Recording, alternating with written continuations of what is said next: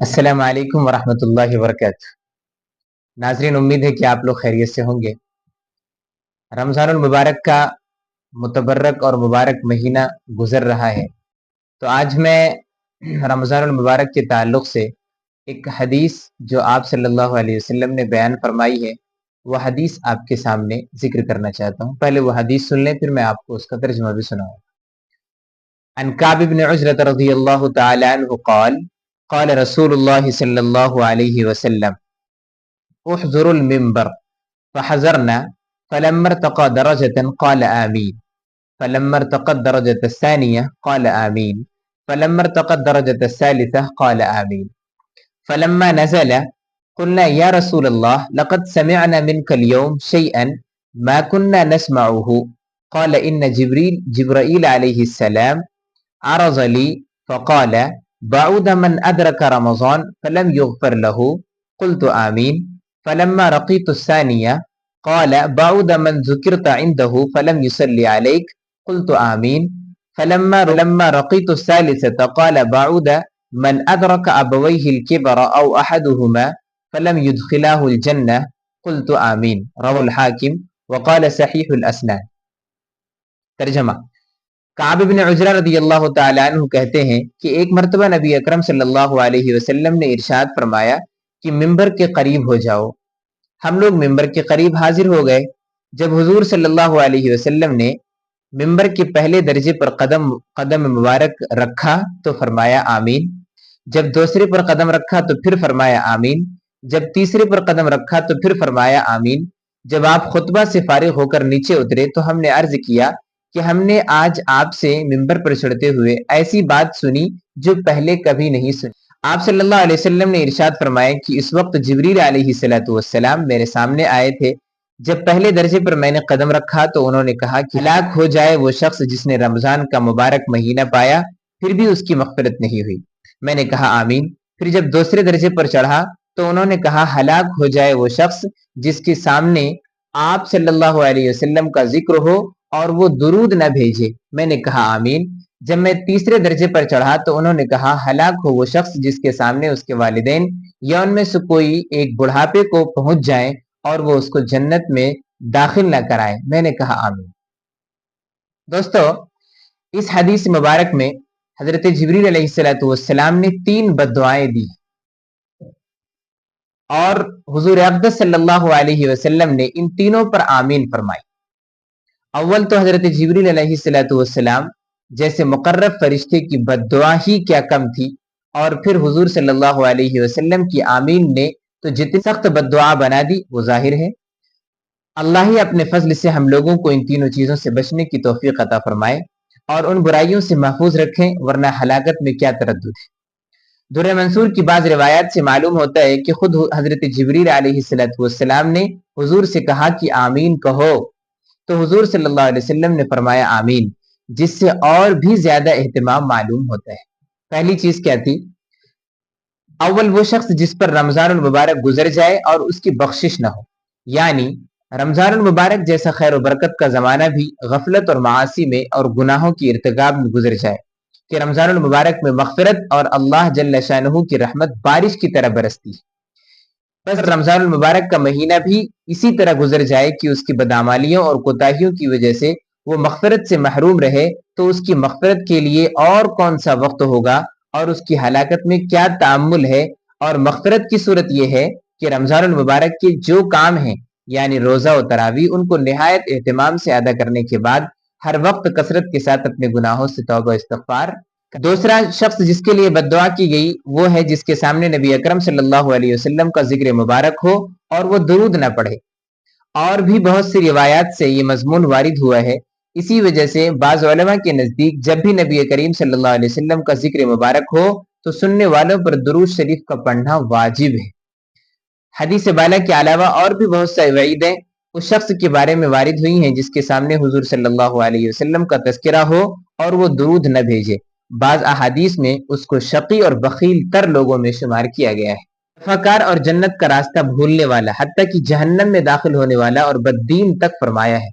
یہ بھی وارد ہوا ہے کہ وہ نبی اکرم صلی اللہ علیہ وسلم کا چہرے انور نہ دیکھے گا، محققین علماء نے ایسی روایات کی تعویل فرمائی ہو مگر اس سے کون انکار کر سکتا ہے کہ درود شریف نہ پڑھنے والے کے لیے آپ صلی اللہ علیہ وسلم کے ظاہر ارشادات اس قدر سخت ہیں کہ ان کا تحمل دشوار ہے، اور کیوں نہ ہو کہ آپ صلی اللہ علیہ وسلم کے احسانات امت پر اس سے کہیں زیادہ ہیں کہ تحریر و تقریر ان کا احصا کر سکے، یعنی اس کو بیان کر سکے۔ اس کے علاوہ آپ صلی اللہ علیہ وسلم کے حقوق امت پر اس قدر زیادہ ہیں کہ ان کو دیکھتے ہوئے درود شریف نہ پڑھنے والوں کے حق میں ہر وعید اور تنبیہ بجا اور موضوع معلوم ہوتی ہے۔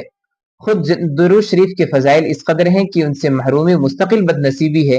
اس سے بڑھ کر کیا فضیلت ہوگی کہ جو شخص نبی اکرم صلی اللہ علیہ وسلم پر ایک مرتبہ درود بھیجے، حق تعالی جل شانہ اس پر 10 مرتبہ رحمت بھیجے۔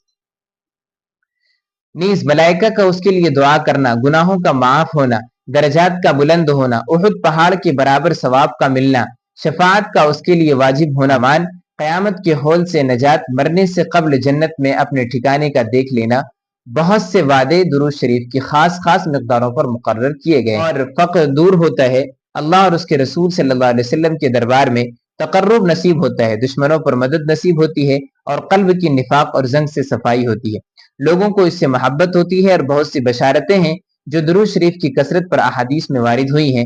فقہا نے ان کی تصریح کی ہے کہ ایک مرتبہ عمر بھر میں درود کا پڑھنا عملاً فرض ہے، اور اس پر علماء مذہب کا اتفاق ہے۔ البتہ اس میں اختلاف ہے کہ جب نبی کریم صلی اللہ علیہ وسلم کا ذکر مبارک ہو، ہر مرتبہ درود شریف کا پڑھنا واجب ہے یا نہیں۔ بعض علماء کے نزدیک ہر مرتبہ درود شریف کا پڑھنا واجب ہے، اور دوسرے بعض کے نزدیک مستحب ہے۔ دو ہو گئے۔ تیسرا وہ شخص جس کے بوڑھے والدین میں سے دونوں یا ایک موجود ہوں اور وہ ان کی اس قدر خدمت نہ کرے کہ جس کی وجہ سے جنت کا مستحق ہو جائے۔ والدین کے حقوق کی بھی بہت سی احادیث میں تاکید آئی ہے۔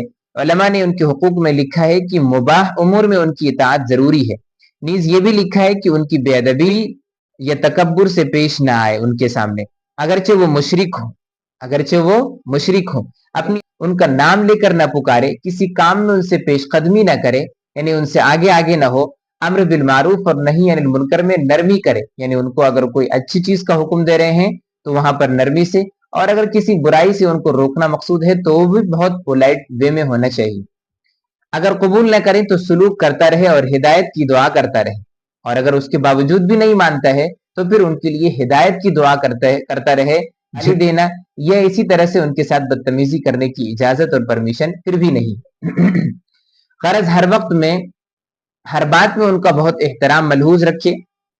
ایک روایت میں آیا ہے کہ جنت کے دروازوں میں سے بہترین دروازہ باپ ہے، تیرا جی چاہے اس کی حفاظت کر یا اس کو ضائع کر دے۔ ایک صحابی رضی اللہ عنہ نے حضور صلی اللہ علیہ وسلم سے دریافت کیا کہ والدین کا کیا حق ہے؟ آپ صلی اللہ علیہ وسلم نے فرمایا کہ وہ تیری جنت ہے یا جہنم، یعنی ان کی رضا جنت ہے، یعنی اگر آپ نے اپنی خدمت کر کے ان کو راضی کر لیا تو وہ جنت ہے، اور ان کی ناراضگی جہنم ہے، یعنی اگر آپ نے ان کے ساتھ بدتمیزی کی جس کی وجہ سے ان کو ناراضگی ہوئی تو ان کی ناراضگی تمہاری جہنم میں جانے کا سبب بنے گی۔ ایک حدیث میں آیا ہے کہ مطیع بیٹی کی محبت اور شفقت سے ایک نگاہ والد کی طرف ایک مقبول حج کا ثواب رکھتی ہے، یعنی ایک بیٹا اگر اپنے والدین کی طرف اور اپنے والد کی طرف یا اپنے والدہ کی طرف ایک بار محبت کی نگاہ سے دیکھ لیتا ہے تو ایک حج کے برابر اس کو ثواب ملتا ہے۔ ایک حدیث میں ارشاد ہے کہ شرک کے سوا تمام گناہوں کو جس قدر دل چاہے اللہ معاف فرما دیتے ہیں، مگر والدین کی نافرمانی کا مرنے سے قبل دنیا میں ہی وبال پہنچاتے ہیں۔ سمجھ رہے ہیں آپ؟ بہت عجیب و غریب اور بہت زبردست حدیث ہے، اور وعید ہے کہ جو لوگ والدین کے ساتھ بدتمیزی کرتے ہیں یا ان کے ساتھ مس بہیو کرتے ہیں، وہ ہرگز اس بات کو نہ بھولیں کہ ان کی موت سے پہلے ان کی اولاد بھی ان کے ساتھ اسی طرح سے بدتمیزی کرے گی، اور یہ بدلہ ان کو دنیا میں مرنے سے پہلے ملے گا۔ ایک صحابی رضی اللہ عنہ نے عرض کیا کہ میں جہاد میں جانے کا ارادہ کرتا ہوں۔ حضور صلی اللہ علیہ وسلم نے دریافت فرمایا کہ تیری ماں بھی زندہ ہے؟ انہوں نے عرض کیا کہ ہاں۔ حضور صلی اللہ علیہ وسلم نے فرمایا کہ ان کی خدمت کر کے ان کے قدموں کے نیچے تیرے لیے جنت ہے۔ جہاد سے روک دیا کس کے لیے؟ ماں کی خدمت کے لیے۔ ایک حدیث میں آیا ہے کہ اللہ کی رضا باپ کی رضا میں ہے اور اللہ کی ناراضگی باپ کی ناراضگی میں ہے، اور بھی بہت ساری روایات ہیں میں ان کا اہتمام اور فضل وارد ہوا ہے۔ جو لوگ کسی غفلت سے اس میں کوتاہی کر چکے ہیں اور ان کے والدین موجود نہیں، شریعت مطہرہ میں اس کی تلافی بھی موجود ہے۔ ایک حدیث میں ارشاد ہے کہ جس کے والدین اس حالت میں مر گئے ہوں کہ وہ ان کی نافرمانی کرتا ہو تو ان کے لیے کثرت سے دعا کرے اور استغفار کرنے سے مطیع شمار ہو جاتا ہے. یعنی اگر آپ کے والدین اس دنیا میں نہیں رہے اور جب وہ زندہ تھے تو تب آپ نے اس کے ساتھ بہت بدتمیزی کی، بہت مس بیہیو کیا ان کا، اور آپ نے ان کے ساتھ بہت سارے غلط رویے اختیار کیے. اب وہ اس دنیا سے جا چکے ہیں، لیکن احساس اب ہو رہا ہے کہ میں نے جو کیا اپنے والدین کے ساتھ وہ بہت غلط تھا، ہمیں اس سے توبہ کرنا چاہیے. تو آپ صلی اللہ علیہ وسلم نے فرمایا کہ اس کے لیے ایک راستہ ہے کہ وہ اپنے ماں باپ کے لیے جو اس دنیا سے جا چکے ہیں کثرت سے دعا کرے اور ان کے لیے مغفرت کی دعا کرتا رہے. تو انشاءاللہ اللہ تعالیٰ ان کے گناہوں کو معاف کریں گے اور اس کی یہ اولاد مطیع اور فرمانبردار شمار کی جائے گی. ایک دوسری حدیث میں وارد ہے کہ بہترین بھلائی باپ کے بعد اس کے ملنے والوں سے حسن سلوک ہے. یعنی آپ کے والد اس دنیا سے جا چکے ہیں تو اب آپ ان کے دوستوں کے ساتھ یا جو لوگ ان کے قریب رہتے تھے آپ ان کے ساتھ اچھا سلوک کریں. انشاءاللہ امید ہے اللہ تعالیٰ کی ذات سے کہ آپ مطیع اور فرمانبردار بندوں میں شمار کیے جائیں گے. جزاکم اللہ خیر، والسلام علیکم ورحمۃ اللہ وبرکاتہ.